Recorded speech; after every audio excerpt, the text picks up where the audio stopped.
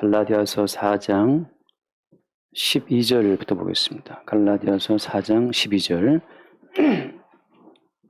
형제들아 내가 너희와 같이 되었은즉 너희도 나와 같이 되기를 구하노라. 너희가 내게 해롭게 하지 아니하였느니라. 내가 처음에 육체의 약함으로 말미암아 너희에게 복음을 전한 것을 너희가 아는 바라. 너희를 시험하는 것이 내 육체에 있으되 이것을 너희가 업신여기지도 아니하며 버리지도 아니하고 오직 나를 하나님의 천사와 같이 또는 그리스도 예수와 같이 영접하였도다. 너희의 복이 지금 어디 있느냐? 내가 너희에게 증언하노니 너희가 할 수만 있었더라면 너희의 눈이라도 빼어 나에게 주었으리라.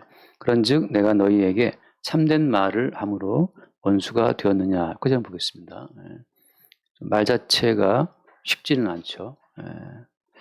우리가 12절 말씀에 보면 형제들아 내가 너희와 같이 되었은즉 이런 표현을 하잖아요.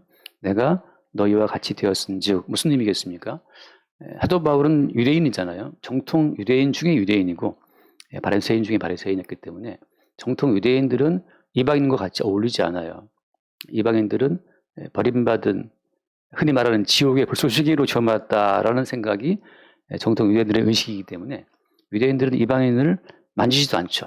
그러니까 우리가 말하는 그 불가촉천민이라고 하잖아요. 인도에서 불가촉천민, 접촉할 수도 없는, 접촉해서도 안 되는 그런 천민 중에 천민이 유대인들이 봤을 때 이방인이란 말이죠. 그런데 유대인이었던 사도 바울은 이방인이었던 갈라디아 사람들에게 다가가서 그들에게 복음을 증거했다고 하는 겁니다. 그러니까는 유대인으로서의 그런 자부심을 다 버리고 내가 너희와 같이 이방인처럼 되었다라고 하는 그 말을 깔고 있는 거죠.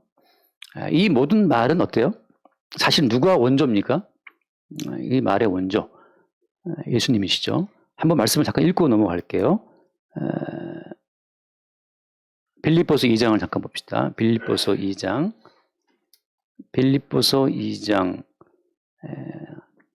6절 말씀 5절부터 볼까요? 빌립보서 2장 5절 너희 안에 이 마음을 품으라 곧 그리스도 예수의 마음이니 같이 보겠습니다. 그는 근본 하나님의 본체시나 하나님과 동등됨을 취할 것으로 여기지 아니하시고 오히려 자기를 비워 종의 형체를 가지사 사람들과 같이 되셨고. 그러니까 예수님은 하나님과 같은 동등된 본체시란 말이죠. 근데 하늘의 모든 영광을 다 버리고 이 땅에 종의 형체를 입고 오셨다고 하는 거예요. 하늘의 영광을 버리고 종으로 왔다라고 하는 것이 굉장히 문장으로는 뭐 그냥 다가오지만 실제 이것이 문장이 아니라 말이 아니고 실제 몸으로 이루어지는 거라면 굉장히 고통스러운 겁니다. 도시의 아이들이 시골에 가서 그 푸세식 화장실을 쓸 때 정말 너무 놀라거든요. 그런 걸 본 적이 없으니까. 그런 것처럼 하나님의 본체시지만 영광을 다 버리고 이 땅에 왔다라고 하는 그 자체는 말은 쉬우나 굉장히 어려운 일입니다. 그렇게 이게 똑같은 거예요. 이게 예수님이 그렇게 하나님의 영광을 다 버리고 이 땅을 내려왔다고 하는 것 자체가 그 흐름이 사도에게 간다고 하는 거죠. 같은 흐름으로 이어지는 겁니다. 모든 성도는 그리스도 예수 영을 받은 성도는 동일하게 예수님이 가신 그 길을 따르게 되어 있어요. 그러니까 삶의 어떤 경로에서든 간에 반드시 한 번은 그리스도 예수의 낮아지심 자체를 그 온몸으로 경험하게 되는 때를 주님 허락하신다고 하는 거죠. 그래서 어떤 때인지는 알 수 없죠. 각자 다르기 때문에. 근데 모든 성도는 어쨌든 간에 높은 데 있다가 낮은 데 떨어짐으로 말미암아서 그리스도 예수의 낮아지심 자체에 합류하게 되는 그런 경험이 온다고 하는 거죠. 그게 뭐 질병일 수도 있고 사업에 망하는 것일 수도 있고 또 아픈 분들을 내가 돌보는 경우일 수도 있고 아무튼 그리스도 예수의 낮아지심 자체에 동참하게 되는 그런 경로에 들어온다고 하는 거죠. 모든 성도는. 자, 그런 과정 가운데에서 지금 사도 바울이 말하고 있는 겁니다. 내가 너희와 같이 되었다라고 하는 거. 사도 바울이 유대인으로서의 모든 프리미엄을 다 버리고 이방인의 세계에 들어가서 이방인과 함께 먹고 마시고 그들에게 복음을 증거했다고 하는 거예요. 이것은 우리가 볼 땐 아무것도 아니지만 그 당시 고정된 유대인들의 관념으로 봤을 때는 굉장히 어려운 겁니다. 어떻게 우리가 뭐 알 수 있을까요? 마치 우리 소록도에 있는 그 나병촌 있잖아요. 소록도에 있잖아요. 그 나병 환자들한테 가서 나병 환자와 함께 먹고 마시는 그런 것처럼 이나 어렵다라고 하는 거죠. 당시 유대인들의 고정관념 속에서 이방인의 세계에 들어가서 함께 먹고 마신다는 것은 그만큼 어렵다고 하는 거예요. 나병 환자를 본 적이 없잖아요, 우리가. 본 적이 없지만, 우리 신도 다닐 때 보면 그런 분들이 있어요. 신대원 때 막 충만해가지고 경험하려고 갔다 온 분들이 있는데, 나병 환자 그런 분들이 음식을 챙겨주면 굉장히 먹기가, 그 나병 환자들이 챙겨주는 음식을 먹기 굉장히 부담스럽다 그러더라고요. 사실 먹어도 이상 없는데, 그 선입관이 있으니까. 그런 것처럼, 우리의 어떤 고정관념을 버리고, 우리가 생각했을 때 이상한 사람 같이 어울린다는 것은 쉬운 것은 아니죠. 그래서 바울이 말한 것은 내가 되었기 때문에 또 너희도 나와 같이 되기를 구한다라고 하는 거. 자, 이 말이 무슨 말이겠어요? 내가 너희와 같이 되었은즉 너희도 나와 같이 되기를 구한다 이 말이. 이것 때문에 지금 갈라디아 교인들하고 사도 바울이 갈라지게 된 겁니다. 오늘 말씀은 굉장히 슬픈 이야기예요. 왜냐하면 제가 이 말씀 볼 때 너무 마음이 좀 좋지 않았어요. 왜냐하면 거기 한번 볼까요? 16절 말씀, 16절에 말씀 보면 갈라디아 4장 16절. 그런즉 내가 너희에게 참된 말을 함으로 원수가 되었느냐라고 하잖아요. 갈라디아 교회 교인들과 사도 바울은 굉장히 친밀한 사이였습니다.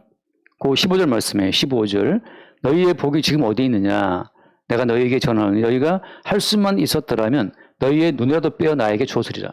갈라디아 교회 교인들이 얼마나 바울을 사랑했는지 자기들의 눈이라도 뺄 수 있으면 빼서 바울을 주고 싶어 했단 말이죠.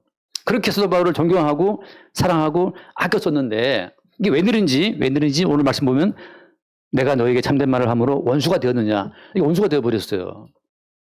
그렇게 사랑하고 아껴서 재물은 물론이고 육체의 눈도 빼주겠다라고 했었던 그 교인들이 갑자기 어떤 계기로 말미암아서 원수처럼 된 겁니다. 여러분 또 가깝게 지내던 분하고 싸운 적 있잖아요. 가깝게 지내다가 이렇게 척이 져서 그런 경우 있는 것처럼 말이죠. 지금 바울 입장에서는 너무 당황스러운 상황이 생긴 거예요. 본인이 전도해서 본인이 세운 교회 교인들이 너무나 자기를 사랑해서 눈이라도 빼주고 싶다라고 하셨던 그런 교회들인데 지금 와서 어떤 사건을 계기로 해서 원수처럼 바울을 생각한다고 하는 거죠. 쉽지 않은 일이잖아요. 쉽지 않은 일이지만 복음의 세계 안에서는 가능한 일이기 때문에 지금 그 말을 제가 설명드리는 거예요. 그래서 오늘 다 돌아와서 12절 말씀에 12절에 보면 내가 너희와 같이 되었은즉 너희도 나와 같이 되기를 구한다라고 한단 말이죠. 자, 너희도 나와 같이 되기를 구한다. 너희가 내게 해롭게 하지 않았다. 자, 지금 사도 바울은 자신을 뭐라고 인식하고 있습니까? 흔히 자기를 소개할 때 사도 바울이 하나님의 진리의 앞에 자기를 딱 비춰 보니까 자기는 뭐였어요? 자기는 죄인 중에 괴수였어요. 자기 안에 의로운 요소가 하나도 없다는 그 사실을 바울은 깨달았단 말이죠. 자, 다시 말해서 어떤 말씀을 우리 가운데 준다 하더라도 우리는 그 말씀 앞에서 죄인으로 드러난다는 이야기예요. 근데 이것이 왜 문제냐 하면 많은 사람들이 이 말씀을 읽고 들으면서 이 말씀으로 자기를 단장하려고 해요. 자, 이 말씀은 우리의 껍질을 찢어서 우리 내부에 파고 들어와서 우리 내부에 박혀있는 근본적인 죄악성을 들춰내는 말씀입니다. 다시 이 말씀은 근데 이런 말씀 있잖아요. 너희가 서로 사랑하라. 말씀 있다고 칩시다. 너희가 서로 사랑하라. 그러면 그 서로 사랑하는 그 모든 말씀은 우리에게 서로 사랑해야지. 김사님 내가 사랑할게 하고 뭐 이렇게 도와주기도 하고 김장 담가주고 이렇게 그 자체로서 우리는 그 이웃 사랑하는 그 말씀을 갖고 내가 활용할 수 있고 실천할 수 있는 어떤 교훈처럼 말씀을 쓴다는 거죠. 자, 다시 지금 또 제가 이 설교를 많이 보면 많은 분들의 설교가 이 모든 성경 말씀을 하나의 교훈처럼 다루어요. 성경에 이렇게 되어 있기 때문에 우리가 이 말씀처럼 사랑합시다. 근데 성경 말씀은 교훈이 아니고 우리의 존재를 이걸 파괴시키는 말씀이에요. 어떤 식으로? 너희는 하나님 보시기에 도저히 이웃을 사랑할 수 없는 이기적인 존재가 아니냐라고 하는 것으로 우리의 존재를 고발하는 말씀이라는 거죠. 그래서 우리가 말씀을 읽으면서 말씀했는데 여기 오리를 가자면 10리를 가라고 되어 있으니까 내가 그래도 오리를 가자니까 그거 내가 한 3리는 가져야지 하고 오리의 절반쯤 가지고 나서 오리를 가라면 십리를 가라고 하는 그 모든 말씀을 내가 바꿔 쓰는 거예요. 어떻게? 오리를 가자니까 내가 오리까지 못 가게 주겠지만 내가 한 1.5리는 가질 수 있어 라고 하는 것으로 해서 이 말씀을 내가 웬만큼 지켰다라고 생각하는 거예요. 그게 아니라는 거예요. 그게 아니라는 거예요. 오리를 가자면 십리를 가라 하는 그 모든 말씀은 우리 속에 들어있는 도저히 예수님 말씀대로 살아갈 수 없는 우리의 한계성을 끄집어내는 말씀이라고 하는 거죠. 가끔 제가 대학 다닐 때 이 시험을 보면 이제 법학과였으니까 법학과는 하나의 문제는 짧지만 답을 쓰려면 답이 막 석장씩 써야 돼요. 계속 써내려가야 되는데 너무 분량이 많다 보니까 이제 잔머리를 쓰는 거죠. 예상 문제를 뽑아갖고 예상 문제를 다다다다 외워요. 또 들어갔는데 다행히도 예상 문제가 총 4문제인데 예상 문제가 2문제 나왔어. 아싸 하고 막 쓰는데 2문제는 예상 문제가 아니었단 말이죠. 못 쓰겠어. 어떻게 합니까 그러면? 그러다 이렇게 슥슥 그 문제를 이렇게 쓱쓱 그 지우고 알아다가 이제 쓰는 거죠. 교수님 죄송합니다. 내가 못했는데 내가 준비한 걸 쓰겠습니다 하고 내 나름대로 문제를 만들어갖고 또 내 답을 쓰는 거예요. 제가 한 수법입니다. 아무튼. 그래서 교수님 문제를 지우고 내가 외웠던 그 예상 문제의 그 질문과 답을 쭉 쓰는 거지. 뭐 어떤 교수님은 갸륵해서인지 몰라도 좀 점수를 주는 분도 있고 어떤 교수님은 이런 교시원 논을 봤나 하고 그냥 쫙 긋는 분도 있어요.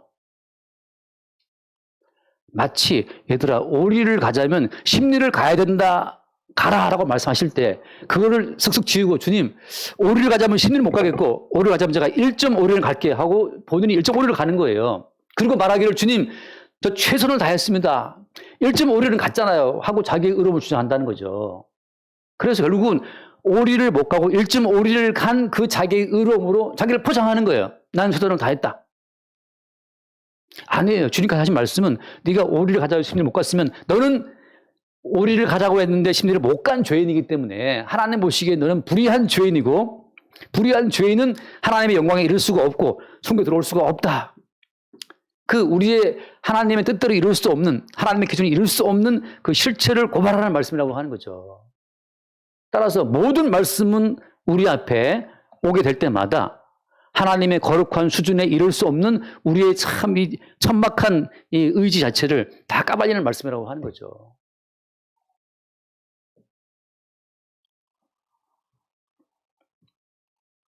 세상은 우리가 한 것만큼 대우해주고 인정해주지만 하나님 나라에서는 하나님의 영광에 이르지 못하는 모든 자들은 다 함께 아울러 그냥 지옥입니다.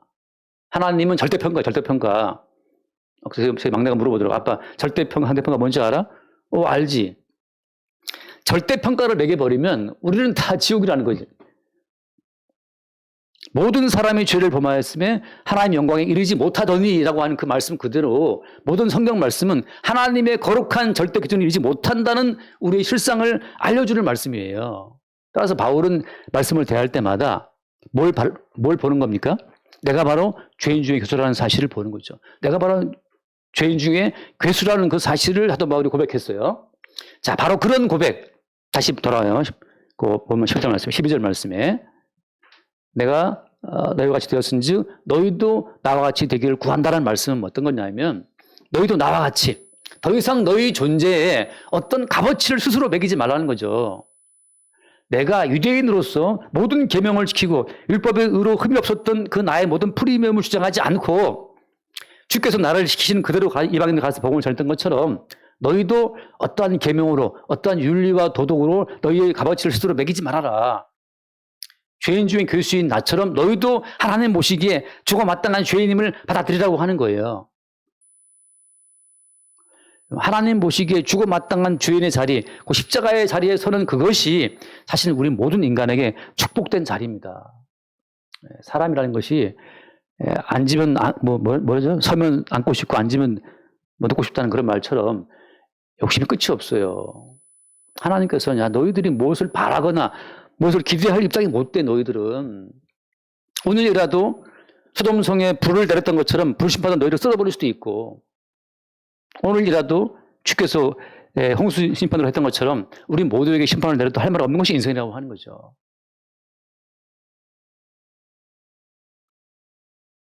그 이탈리아 갔을 때 그 폼페이가 맞나요? 폼페이 그 화산으로 망한 도시. 거기를 갔는데 뭐 3m 삼성도 쌓였던 그 화산재를 다 긁어내가지고 그 밑에 그 도시를 다 끄집어내는 거예요. 이렇게 발굴을 해서. 얼마나 화산재가 덮였는지 화산재로만 뭐 3m인가 덮였다 그러는 그거를 다 이렇게 끄집어내가지고 이제 발굴을 했더라고요. 근데 그 원래 폼페이라는 것이 로마의 아주 고급진 휴양 도시였잖아요. 휴양 도시. 거기에 하루아침에 그 베스비우스 화산인가 폭발해서 그렇게 날아와서 덮일 줄은 아무도 몰랐던 거죠. 그런 것처럼 모든 인간은 오늘 이 시간 뭐 화산이 폭발해서 다 죽는다 하더라도 아무도 무슨 항변할 수 있는 처지가 못 되는 것이 인간이에요. 우리가 세월호가 뒤집어지든 뭐 천안함이 폭발하든 간에 어딘가 우리는 다 어딘가에 책임을 묻고 어딘가 막 항변하고 싶어하는 것이 인간의 본성이지만 전 지구적인 재앙 가운데에서 하나님이 세상을 심판하시면 어디에 우리가 하소연합니까? 하나님 보시기에 모든 인간들은 하나님의 거룩을 이루지 못하는 죄인들인데 그 사실로 하나님 보시기에 오늘이라도 죽어마땅한 심판 대상이라는 존재로 자기를 볼 때 그때 우리에게 주어지는 모든 일상은 한순간 한순간에 다 너무 감격적인 은혜의 순간인 거죠. 사도는 지금 복음을 증거할 때마다 너희들의 본래의 위치가 어디 있냐 말이죠. 십자가 앞에서 우리를 세우시는 겁니다. 십자가 앞에. 하나님의 진노의 저주를 받아 버림받아 죽으시는 그 예수 그리스도 십자가 앞에 우리를 세움으로 말미암아서 우리 모든 인간들이 하나님 보시기에 아무런 가치 없는 자들임을 알게 하시는 거죠. 이 무가치한 자들에게 주어지는 하루하루의 일상 자체가 그게 대신 죽으신 예수의 은총으로 주어지는 선물이라는 사실을 알게 하는 거거든요. 그러니까 더 이상 우리 존재 가치를 세우기 위해서 뭔가를 할 게 아무것도 없어요. 지난 목요일 날 또 얼마나 대학 친구들 만나는 모임에서 잠깐 나갔는데 놀라운 소식을 하나 들었어요. 그 저희 바로 밑에 학번 한 여학생 중에 아주 참한 여학생이 있어가지고 많은 남자 형제들이 그 자매를 좀 호감을 품고 있었는데 드디어 어떤 멋진 형제 하나님이 그 자매를 딱 채서 이제 결혼해서 갔는데 다 잘생기고 남자도 잘생기고 훌륭한 분들인데 어제 갔는데 그래서 그 남자 학생들의 흠모를 받던 그 자매가 죽었다는 거예요. 암으로. 그렇게 말도 예쁘게 하고 지혜롭고 아무튼 그래서 다 좋아했는데 50채 넘었나 이제 죽은 거죠. 참 그걸 들으면서 약간 좀 안타까워했어요. 그렇게 참 사람이 무상하구나. 인생 무상이구나 말이죠. 50대 초반 됐는데 이미 이 땅을 떠나갔다. 근데 여러분 그렇게 죽은 거에 대해서 누구를 원망하겠어요? 누구를? 왜 이 좋은 세상 가운데에서 50대 초반에 가야 됩니까? 라고 물어본다면 누구한테 원망할 수 있겠습니까? 우리는 어떤 원인이 어디로 있다고 생각하면 그 인간에게 보이는 대상한테 우리는 퍼붓고 싶지만 사실은 그 모든 일을 주관하시는 분은 하나님이기 때문에 결국에는 하나님을 향해서 방향성을 돌리게 되어 있습니다. 그래서 모든 인간은 하나님에 대항하는 자들이지 하나님의 행하시는 그 모든 행하심에 순종하지가 않아요. 전주의 말씀처럼 어떤 형제, 유튜브로 늘 말씀을 듣는 형제인데 형제가 카톡을 보내왔어요. 그래서 제가 앉아서 이 회사에서 근무를 하다가 갑자기 다리가 저려갖고 다리가 아파가지고 순간적으로 주님 하고 이제 막 기도했다는 거죠. 그래서 제가 또 급하니까 또 주님 부르는 죄인 알았습니다 하고 왔어요. 방금 제 말 들었습니까? 예. 그게 왜 죄죠? 내가 아프다고 낫게 해달라고 주님 부르는 것이 왜 그게 죄입니까? 아프면 주여 주여 부르는 분들이 너무 많잖아요. 이 오늘날 교회 가운데에서. 근데 생각해보세요. 제 말은 그 말이죠. 참새 2마리가 떨어져서 팔려가는 것도 어때요? 하나님 아버지의 뜻이 아니면 안 떨어진다고 되어 있어요. 마태복음에 하신 말씀처럼. 하물며 너희일까 보냐. 지금 네 다리가 아픈 것은 누가 허락하신 거예요? 주님이 허락하신 거지. 그럼 낫게 해달라고 할 것이 아니라 낫게 해달라고 외치는 순간 우리는 다른 예수를 상상하는 겁니다. 우리 집안에 경제를 어렵게 하시는 분이 주님이신데 주님 돈 달라고 막 기도하게 되면 어떻게 되는 거예요? 우리 집안을 가난케 하신 아버지의 뜻 가운데 우리가 반항하는 거잖아요. 참새 2마리의 떨어짐도 아버지의 허락하심이 있어야 되는 건데 왜 떨어지게 합니까? 라고 한다면 반항하는 거죠. 주님의 뜻에. 내 몸이 아프다면 내 몸을 아프게 하신 그 주를 바라보는 것이 먼저지 낫게 해달라고 외치는 그 순간 우리는 아프게 하신 주님을 저리 배척해버리고 낫게 해줄 다른 예수를 추구하는 거예요. 그게 다른 예수고 다른 하나님이고 다른 복음이고 다른 영이에요. 범사의 성도 가운데에는 우연이 없어요. 모든 것이 다 주의 필연이죠. 우연처럼 보이는 필연이 성도의 인생이라는 거죠. 아까 기도한 자매처럼 예배당 왔다. 내가 그냥 왔지라고 생각할 수 있는데 그것이 아니고 그 배후에는 촘촘하게 짜여진 주님의 필연, 주님의 아주 세밀한 작업 가운데에서 참새 2마리의 떨어짐까지 주관하시는 아버지의 뜻이 우리의 발걸음을 예배당까지 오게 했다라고 하는 걸 볼 때 그때 우리 감사할 수 있는 거죠. 날씨 이렇게 우중충하냐, 더럽냐, 더웠다 좋다냐, 말이 많은데 다 모든 것은 뜻 가운데 벌어진 일이라고 하는 거예요. 거기에는 뭐가 사라지는 겁니까? 거기에 독자적인 나만의 어떤 계획과 뜻이 사라지는 거죠. 너희도 나와 같이 되기를 구한다라고 말할 때 이 모든 말은 무슨 말이냐. 개인적인 독자적인 가치를 세우지 말 것을 지금 바울이 말하고 있는 거예요. 왜냐하면 갈라디아 교회 교인들은 이방인들이고 이방인들의 기본적인 모든 마인드는 초등학문인데 세상의 초등학문인데 그건 뭡니까?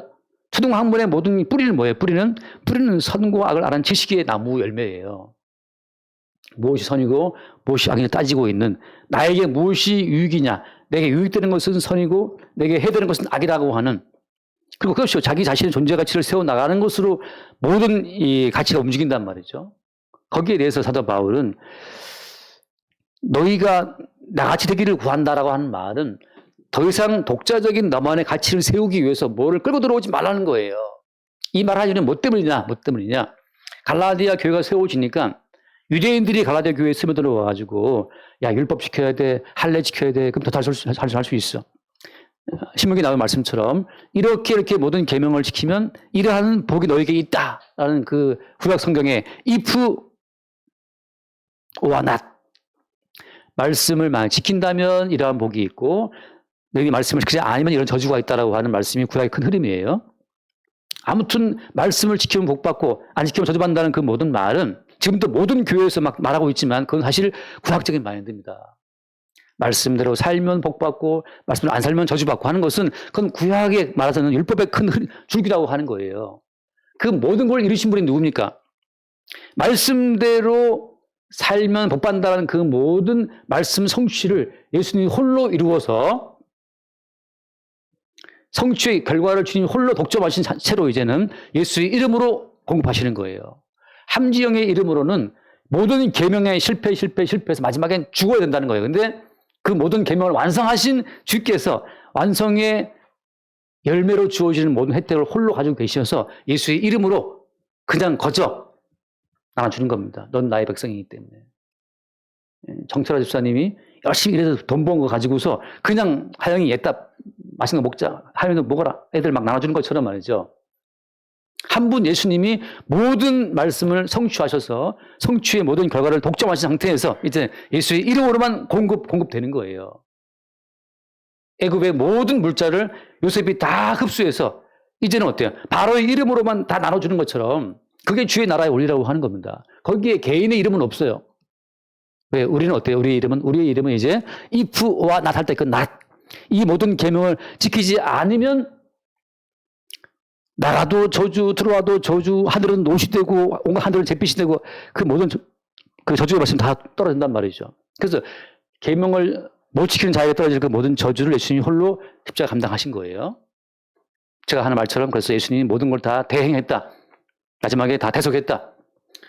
모든 말씀 자체는 주님이 다 대행하셨고 실패했던 그 모든 저주는 주님이 다 대속하신 겁니다. 지금 예수님의 그 이름으로 주어지는 것으로 우리 성도는 존재한다고 하는 거예요. 여기서 개인적으로 자기의 존재 가치를 세우기 위해서 또 율법적인 행함을 갖고 들어오는 그 모든 가르침이 갈라디아 교회에 들어온 겁니다. 그 가르침이 갈라디아 교인들한테 좋게 들린 거예요. 할례 받으면 이러한 복이 있고 안식을 지키면 이러한 복이 있고 그런 복들을 쭉 말하니까 갈라디아 교인들 입장에서는 신선하고 새로운 거예요. 뭔가를 하면 뭐가 온 게 있다고 생각하니까. 인간은 태생적으로 내가 한 것에 대해서 내가 얻는 것을 좋아하게 돼 있어요. 그 인간의 본능이라는 거야, 본능. 어린 아이도 뭔가를 적당한 일을 시키고 주면 보람을 느끼고 한단 말이죠, 열심히. 지난주에도 잠깐 제 생일 뭐 한다고 해서 집에서 이제 제 아내가 아이들한테 전도 부치는 거 알려주니까 또 잘해요. 아이들이 이렇게 재밌게 하더란 말이죠. 그런 즐거움이 있는 것처럼 모든 사람들은 자기의 이름으로 자기의 행위로 뭔가를 행하고 거기에 돌아오는 그 보람을 얻고 싶어 한단 말이죠. 그래서 바울이 말한 것은 이거 너희도 나와 되기를 구한다. 그 뒤에 말씀을 주다고. 14절 말씀, 13절. 내가 처음에 육체의 약함으로 말미암아 너에게 복음을 전한 것을 너희가 아는 바라. 자, 지금 같은 맥락입니다. 사도 바울이 갈라디아 교회에 처음 들어갔을 때에는 완전히 흐물흐물한 걸레짝처럼 아무 힘 없는 상태로 갔어요. 무슨 말인가 하면 복음이라고 하는 것은 냉철한 우리 이성으로 전개되는 것이 아니고 우리는 약하고 어때요? 약할 그때 역사하시는 주님이 친히 복음을 증거한다는 거죠. 마찬가지입니다. 이것도 마찬가지로 십자가에 죽임당하신 예수께서 먼저 보이신 거예요. 잠깐 말씀 하나 읽읍시다. 고린도전서 1장을 보겠습니다. 고린도전서 1장 25절 말씀 볼까요? 1장 25절. 하나님의 어리석음이 사람보다 지혜롭고 하나님의 약하심이 사람보다 강하니라. 자, 하나님이 복음을 증거할 때는 세상 약한 모습으로 왔다고 하는 겁니다. 어떤 모습이에요? 십자가에 못 박혀 죽는 모습으로 복음을 전하시는 거예요. 자, 보통 고대 시대에는 강력한 군사력으로 상대방을 짓밟아가지고 그 나라를 점령함으로 말미암아서 그 나라에 이쪽 나라 황제의 어떤 뜻을 나타내고 전거했는데 하나님 나라는 반대라고 하는 거죠. 하나 더 읽읍시다. 고린도후서 12장을 볼까요? 고린도후서 12장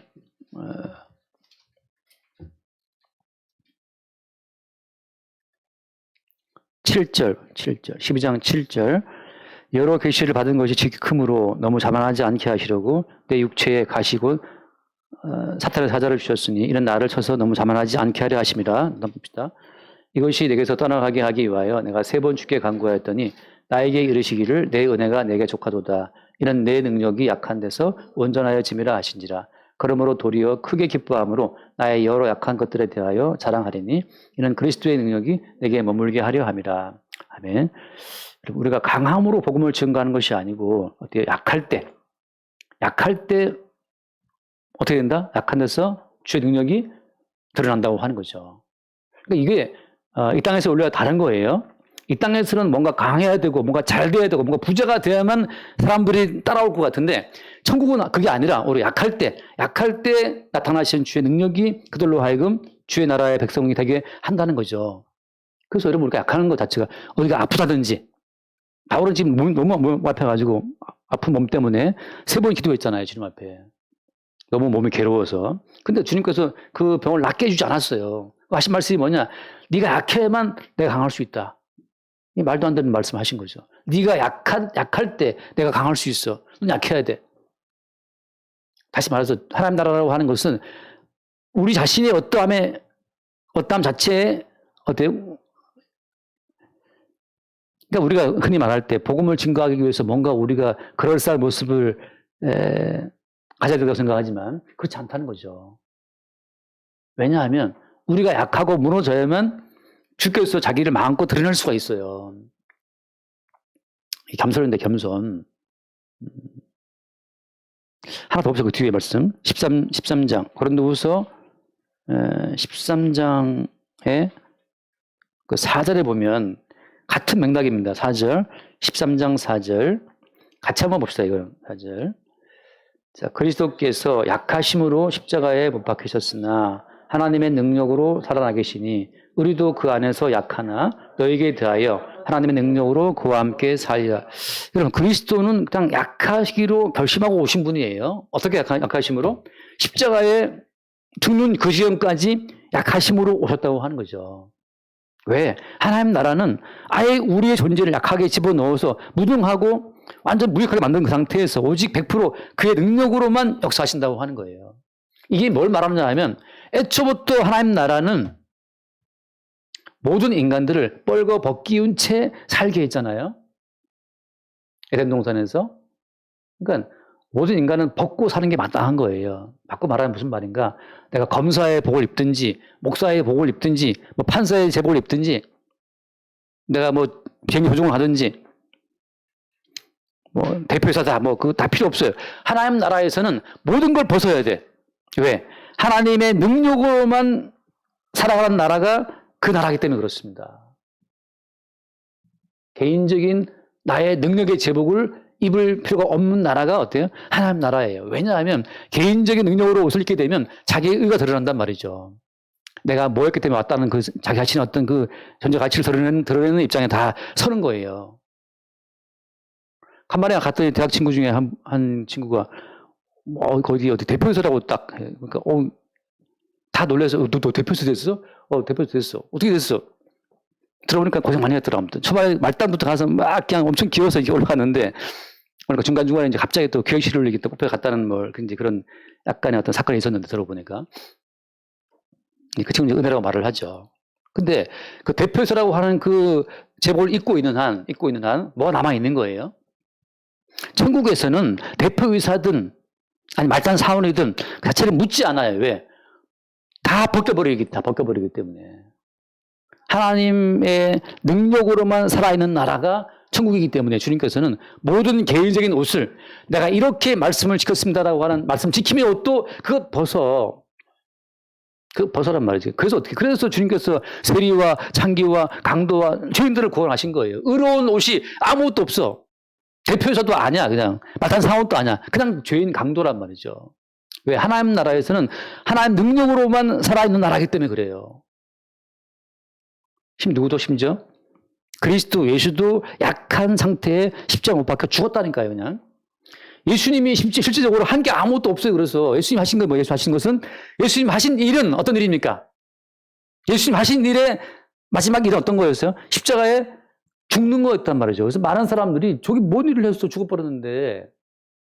근데 그 죽음 자체가 그것이 하나님 보시기에는 큰 일이었던 큰 일. 왜? 하나님의 권능이 마음껏 흘러가기 위해서는 죽어야 되는 거예요. 하나님의 권능이 마음껏 흘러 넘치기 위해서는 우리는 그냥 그분의 어떤 그 배출구, 수도꼭지를 틀면 물 나오는 것처럼 그냥 꼭지처럼 생명의 출구가 되는 역할을 하는 것 뿐이지 우리가 자체적으로 이 물이 좋은 물이야 나쁜 물이야 그 자체가 의미가 없다니까요. 하나 들고 있어요. 요한복음 1장 23절 말씀. 요한복음 1장 요한의 말인데 1장 23절 이럴 때 나는 선지자 이사야에게 말과 같이 주의 길을 곧게 하라고 광야에서 외치는 자의 소리로다 하니라. 자, 광야에서 외치는 자의 소리다. 누가? 세례 요한이 자기를 소개할 때. 이게 무슨 말입니까? 세례 요한 하는 스피커예요. 스피커. 여기 스피커 두 개 달려있는데 지금 조금 깡통 스피커. 스피커인 것처럼 하나님께서 말씀하시면 그 말이 그대로 전달되는 통로에 불과한 것이지 별도로 소리가 개체적인 어떤 인격체가 될 필요는 있어요? 없어요? 없는 거죠. 하나님 나라는 그래서 모든 성도들이 그의 몸과 지체로 존재하는 거예요. 자, 다시. 이 오른손이 별도의 인격체가 될 필요가 있습니까? 없습니까? 이 오른손은 그냥 제 몸에 붙어 있으면 돼. 정춘하의 손일 뿐이잖아요. 우리 모든 성도는 나 어떻게 살아야 됩니까? 나 잘 살고 있습니까? 나 성공했습니까? 독자적인 자기 존재의 가치와 의미를 따질 필요가 있다 없다? 없는 거예요. 왜? 독자적인 인격체는 주님밖에 없어요. 주님이 그냥 우리를 그의 소리로, 그의 손으로, 그의 발로 사용하고 있다는 거죠. 그게 약함의 의미. 약하다는 그 의미가 맨날 매가리 없이 이렇게 힘없이 말하는 그런 뜻이 아니고 개인적인, 독자적인 자기만의 존재 가치를 챙길 필요가 없는 상태. 가난케 하시면 가난한 그대로. 왜냐든지 공부가 잘 돼. 그럼 열심히 공부하는 거죠. 왜냐든지 대표 됐어. 대표가 되는 거지, 그럼. 대표가 되려고 애쓸 것도 없는데 대표가 됐어요. 그 친구 말이 아무튼 하고 있었는데 그 자기를 계속 지켜보고 있었던 상사가 있었나 보죠. 상사가 어느 날 자기를 꼭 집어갖고 기획실에도 앉혀버렸대요. 자기는 이렇게 이것도 한 거 아무것도 없이 그냥. 그래서 그 친구 하는 말은 은혜다 말을 하는데 마치 그런 것처럼 우리가 뭔가를 하기 위해서 개인적인 어떤 것에 매이지 않아서 불구하고 다음 주께서 우리를 사용하시는 거죠. 자, 돌아와서 봅시다. 그게 약함의 의미인데, 그래서 돌아와서 내가 처음에 육체의 약함으로 말미암아 너에게 복음을 전한 것을 너희가 안다. 사도 바울이 처음 갈 때 약함 자체, 자기의 개인적인 의지와 뜻이 아니고 주께서 바울을 그냥 당신의 스피커로 사용하셔서 바울로 하여금 갈라디아 지방에 복음을 접하게 하신 거예요. 그래서 그 다음 말씀 보세요. 보면 돌아와서 14절 말씀, 14절 말씀, 14절. 너희를 시험하는 것이 내 육체에 있으되 이것을 너희가 업신여기지도 아니하며 버리지도 아니하고 오직 나를 하나님 천사와 같이 또 그리스도 예수와 같이 영접했다. 여러분, 이 놀랍지 않습니까? 너희를 시험하는 것이 육체에 있다. 학자들이 지금 바울이 도대체 무슨 병을 알았는가 굉장히 많이 연구하고 있거든요. 바울이 무슨 병을 알았길래 그렇게 아까 받은 것처럼 3번 기도했는가. 어떤 병을 알았을 거예요, 바울이.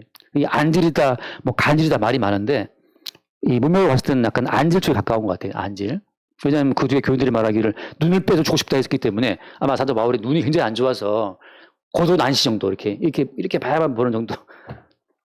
사도 서신의 모든 대부분 서신들 다 대필한 겁니다. 바울이 구술하고 다 대필한 건데 그 뒤에도 나오잖아요. 그 뒤에도 보면 나오지만 거기 6장 11절 잠깐만 6장 11절 볼까요? 6장 11절에 갈라디아 6장 11절에 보면 이거 안 줬는데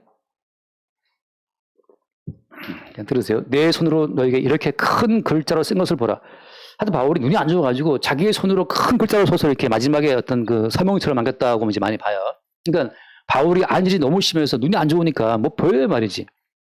대부분의 서신을 본인이 구술하고 다 적었는데 갈라디아 같은 경우에는 이제 본인 손으로 큰 글자로 이제 몇 가지 쓴 거죠. 이렇게 내가 썼다고 하는 것으로. 그래서 이 육체의 약함 자체를 안절로 보는 분들이 많아요. 근데 그렇게 눈에 진물이 흐르고 눈에서 잘 보이지도 않는 그 메인 같은 자들을 어때요? 갈라디아 교인들이 업신여기지 않고 버리지 않고 어떻게 또 오직 막 천사와 같이 대접했다고 하는 거죠. 제가 놀라는 것은 그 뒤에 말씀이에요. 또는 그리스도 예수와 같이 영접했다. 그리스도 예수처럼 바울을 영접한 거예요. 복음을 증거하는 사도 바울을 예수님처럼 왜? 사도 바울 그 당시에 약함으로 말미암아 100% 그리스도 예수의 뜻만 나타냈기 때문에 자기 약함으로 말미암아서 주체이신 그리스도 예수만이 바울을 통해서 나타나고 증거되는 과정 가운데 그들은 뭘 느낀 겁니까? 저 사람은 눈에서 눈물에서 진물이 흐르고 있는 앞도 못 보는 메인 같은 자에도 불구하고 그가 증거하는 그 모든 말씀을 들으니까 꼭 예수 그리스도를 본 것과 마찬가지처럼 느끼게 된 거예요. 그래서 바울의 개인적인 어떠함이 완전 배제되고 그리스도 예수가 그냥 수도꼭지에서 올라오듯이 그냥 나간 거죠. 그래서 그들이 바울을 볼 때 예수 그리스도처럼 영접했다고 하는 거예요. 굉장하죠. 근데 그 다음 말씀. 그런데 들어가서 15절 말씀. 15절. 너희의 복이 지금 어디 있느냐. 그랬던 너희들이 그리스도 예수의 그 복음을 듣고 거기에 반응을 보이는 그 복된 그 어떤 주체들이었는데 너희의 복이 지금 어디 있느냐. 왜 지금 바뀌었냐 말이죠. 내가 너희에게 전하노니 할 수 없었다면 너희 눈을 빼서 내게 줬으리라. 그런즉 내가 너희에게 참된 말을 함으로 온수였느냐. 이 말을 하려면 또 지금 길지만 여러분 지금 약간 힘들죠. 지루하죠, 그죠? 자, 복음을 계속 증거하면 반드시 그 복음은 우리의 존재를 깨뜨리기 때문에 존재 자체가 자기 방어벽을 치게 되어 있습니다. 다시 복음 자체는 복음은 어떤 걸 계속 말하는 거예요? 한번 읽어봐요. 누가복음 말씀. 누가복음 9장 23절. 누가복음 9장 보겠습니다. 23절. 누가복음 9장. 제가 여기서 초점을 두는 한 단어가 있어요. 9장 23절 말씀. 또 무리에게 이르시되 나왔습니까? 아무든지 나를 따라오려거든 자기를 부인하고 날마다 제 십자가를 지고 나를 것이니라. 나를 따라오려거든 자기를 부인하고 다음에 어때요? 날마다 에브리데이 날마다 제 십자가를 지고 따라오라. 다시 말하면 십자가라는 것은 우리의 존재성을 무너뜨리는 거거든요. 내가 살고 싶은 어떤 인생의 그림도 주님이 깨버리고 내가 살고 싶은 하루의 어떤 일상도 주님이 깨버린단 말이죠. 그리고 나서 불쑥 주체이신 주님께서 계획해 놓은 그 길로 우리를 끌고 가버려요. 어떻게? 날마다. 그다음 그 뒤에 말씀, 누구든지 제 목숨을 구원하고자 하면 잃을 것이요 누구든지 나를 위하여 제 목숨을 잃으면 구원하리라. 항상 우리의 목숨을 우리의 수단으로 지킬 수 없도록 주님 인도하신다고 하는 거죠. 무엇이 복음이? 복음 자체를 매일 우리를 부인케 하고 우리 십자가를 지게 만들기 때문에 복음을 들으면 들어서 나중에 내 존재를 지키고 싶어하는 나의 본능이 방어벽을 치고 발동하게 되어 있습니다. 나도 살고 싶다. 주님 뜻이 나를 몰아간다고 그러는데 뭐 말은 좋은데 너무 힘들어. 이게 누구였어요? 주님의 뜻이 그들을 끌고 간다고 그러는데 그게 하루 이틀이지 매일매일 날마다 끌어간다고 생각하면 어때요? 이게 피곤함을 느끼는 거예요. 누구처럼? 광야의 이스라엘 백성들처럼. 하나님이 이스라엘 백성들을 어떻게 했어요? 광야에 살게 했는데 광야에서 그들이 얼마나 힘들어했습니까? 왜냐하면 광야에서는 자기의 개인적인 뜻이 있어요, 없어요? 없단 말이죠. 세울 수 없어요. 광야인데 그냥 구름구둥이 인도하는 것뿐이잖아요. 자, 다시 말해서 이 땅에서 주의 부르심을 입은 모든 자들은 마치 맹인처럼, 왜? 주께서 우리의 눈이시니까. 마치 약한 자처럼 주께서 우리의 강함이 되시기 때문에 우리의 개인적인 어떤 뜻과 계획으로 살아가려고 그러면 주님이 그걸 막아버리고 주의 뜻과 계획으로 이걸 틀어버리니까 그 길이 반복적으로 이어지게 되면 그게 힘들고 괴로운 거예요. 그 즈음에 가짜 교인들이 여기 들어와서 그들한테 달콤한 말을 전한 겁니다. 어떤 말을 전했어요? 선악과를 먹어라. 너만의 삶이 있는 거야. 무슨 예수가 너의 주님이야. 예수는 나의 주님. 예수가 너의 주가 아니고 네가 네 인생을 만들어 가면서 예수를 따라가면 되지. 여러분, 예수가 우리 주님 맞습니까? 예수가 우리의 주님이라면 주님이신 그분이 날마다 그 뜻대로 인생을 만들어 가는 거예요. 근데 어때? 내가 내 인생의 주가 되어버리면 내가 내 인생을 살다가 필요할 때만 예수님 바라보면 돼. 근데 그 모든 길을 복음은 막아버린단 말이죠. 이제 네 인생은 끝났어. 내가 그리스도와 함께 못 박혔나니 그 말씀처럼 말이죠. 이미 네 인생은 끝났다, 죽었다. 이제는 내가 네 인생을 끌고 갈 거야. 내 마음대로. 그게 나중에 이 갈라디아 교인들한테 불만을 이렇게 만들면서 그때 침투한 뱀이 새로운 세계를 다시 보게 하는 거죠. 무엇을? 어떤 네가 주체가 되어서 살아가는 그 세계. 네가 주체가 되어야지. 그게 뭐예요? 그게 선악과 나무잖아요. 근데 선악과 나무 특징이 뭡니까? 특징이 먹음직하고 보암직하고 탐스럽잖아요. 자, 기본적으로 그래서 인간이 주체가 되어서 선악을 추구하는 길은 모든 사람들에게 달콤하게 보이게 되어 있습니다. 그러나 복음은 어때요? 그 선악과 나무를 뱀이 막 보게 할 때 그때 그 옆에 있었던 생명나무는 보여요, 안 보여? 아예 존재 보이지도 않아요. 성경에서 유독히 선악과 나무에 대해서는 먹음직, 부암직 막 갖다 붙여놓고 생명나무에 대해서는 어떤 묘사가 없어, 아예. 그러니까 어때요? 인간의 모든 육체의 본능 자체가 생명나무에 대해서는 관심이 없는 거예요.